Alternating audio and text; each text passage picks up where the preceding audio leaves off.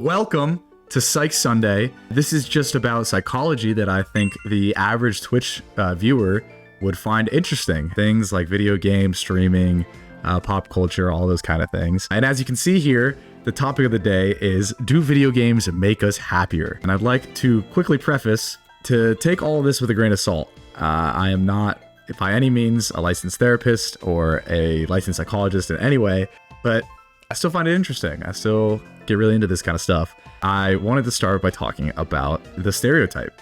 Many boomers especially, but I feel like some people that don't play video games as much think of gamers as socially isolated, and especially old people that have never played a video game in their life and they still think Mario came out like a couple years ago. They think that if you play video games, you're gonna die alone. So I wanted to look into how we can challenge that, how we can take on this notion and say, no, us gamers are gonna rise up. This morning, actually, I found this book that essentially goes into the research that exists on video games. It did some of its own research, and it kind of challenges this notion across multiple studies to push for the idea, not necessarily that all video games are great, that everything's gonna be like fine and dandy and you're gonna be the happiest person alive if you play video games, but it does try and fight for the notion that video games is much more nuanced. Sometimes it can have certain benefits and sometimes it can have certain drawbacks. So the first thing that this study wanted to identify was a very important notion that I feel like a lot of non-gamers don't fully understand, and that's that gaming for the most part is multiplayer. Most people are not playing video games alone. That's not to say that there's something wrong with playing video games alone. But the first thing that's important to notice is that the top games are all multiplayer, except maybe Elden Ring, but Elden Ring is also technically kind of multiplayer. And so the first study from this book that I want to talk about found by surveying different gamers that there was no sign of social withdrawal.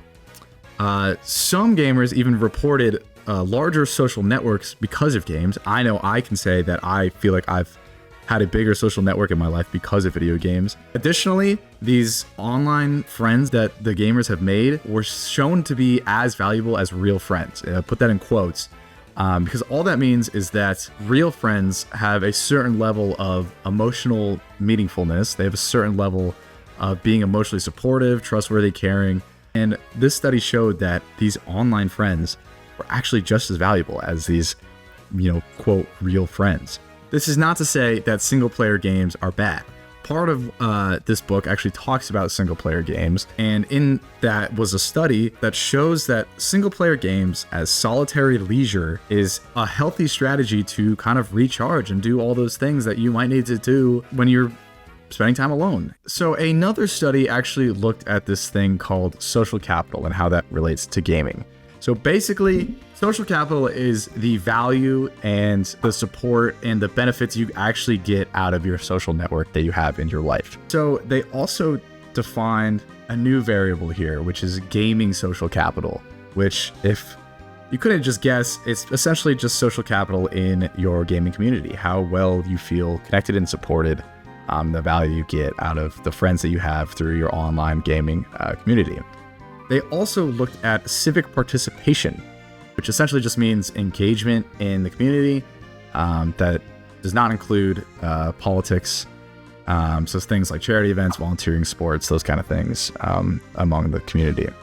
And through this study, they actually established a model. Multiplayer gaming leads to having better gaming social capital. Having better gaming social capital leads to having better social capital. And then having better social capital leads to better civic participation. All of these steps make sense individually. You play multiplayer games, you meet more people online, and you have a better and more well-established gaming community. And then you have a better gaming community. You either become better at or meet more people in real life and have a better social circle and social capital. And then having better social capital, having better opportunities, better support, better friends, leads to you being more involved in the community. You might be playing sports, volunteering with your friends.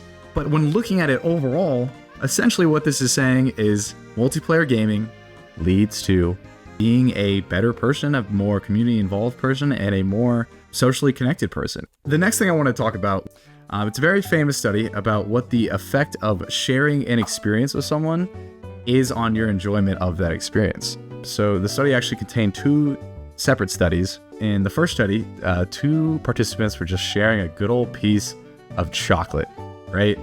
Half the time, both participants would share this good piece of chocolate, and the other half of the time, they would one person would get the good piece of chocolate, and the other person would do some other task unrelated and not have that piece of chocolate. And then in the second study, the participants would share a bad piece of chocolate, and then everything else was the same. So half the time, they would be sharing the bad piece of chocolate, and the other half of the time, but one person would be eating the bad piece of chocolate, and the other person would be distracted with some task. What they found was that when both participants shared the good piece of chocolate, they reported that they enjoyed the chocolate more than when only one person was eating the chocolate and the other person was doing the task. When the chocolate was bad, however, the participants that shared the bad chocolate reported to like it less. And then when only one person ate the bad chocolate, they liked it actually a little bit more. So what this means is, essentially, sharing an experience, both of you doing the same thing, doesn't necessarily improve that experience.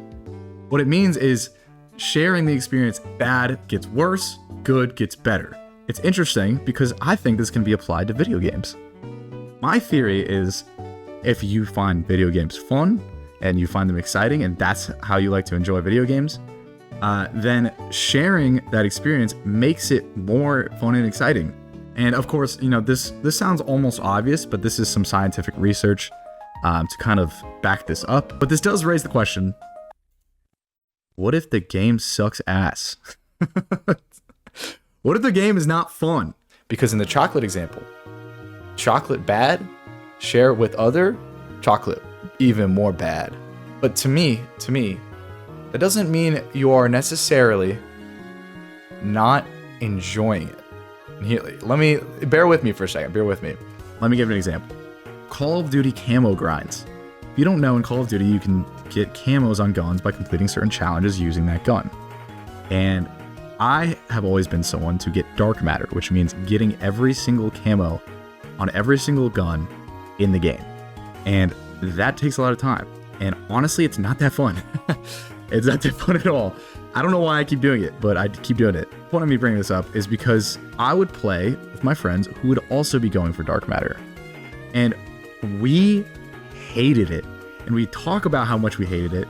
It would make my brain think this is so much worse than it actually is. I mean, don't get me wrong, it sucked. But the way we talked about it over and over again, saying this is awful, that shared experience made it worse. However, any day of the week, I would have rather done that grind with my friends than alone. As long as I still had the enjoyment of being able to talk to my friends and then think about other things and think about how they're going through the same thing at the same time with me. But the point is, just because a shared experience is amplified doesn't mean it's always going to go the exact direction.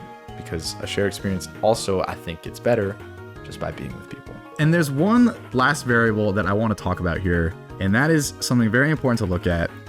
It's that gaming can be in person, whether it's a Mario Kart, whether it's COD Zombies on Town, or it's Wii Sports. Some of my best memories are in these games that are in person, playing split screen, even at the quality. I mean, look at this. This is actually how it looked. Like, this actually looks good for 4-player split screen on an Xbox 360. But it was so fun to be there with your friends and actually be able to feel each other's presence and react together and act together and kill a pizza together or some shit as a kid.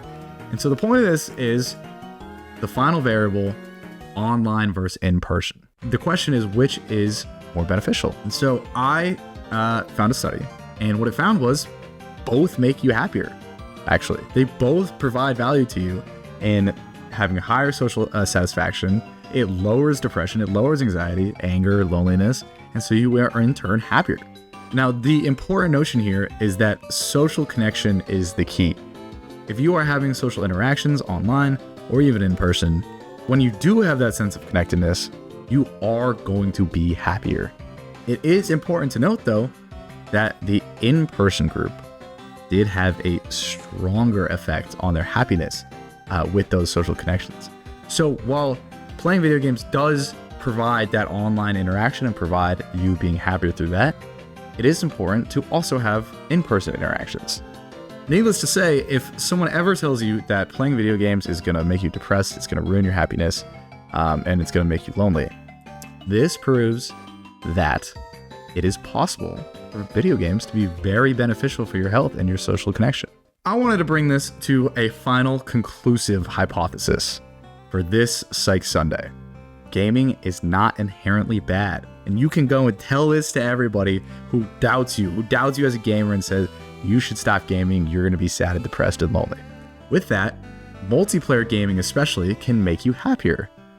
Finally, my hypothesis for this is that the peak gaming experience, the way to get the most happiness out of gaming, is split screen or Wii Sports or Mario Party. Playing in person and getting together to play games, you get the social benefit of being in person, and then you get the benefits of playing video games together and that sense of connection and community. So that's it for this Psych Sunday. Thanks for everyone that listened, and I hope you guys all have a great day of gaming.